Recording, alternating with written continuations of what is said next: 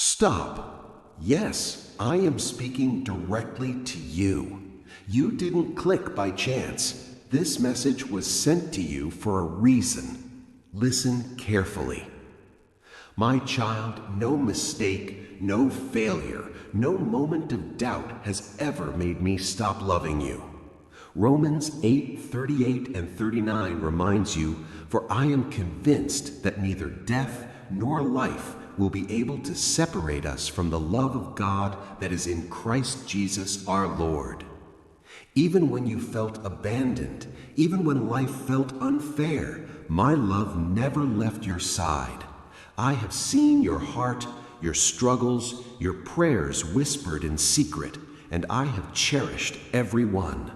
My love is relentless, unchanging, and personal. You are never alone.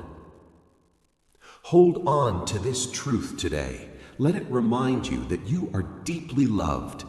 For more words of hope and encouragement, subscribe to Jesus' Message for You and share this video so others can feel my never-ending love.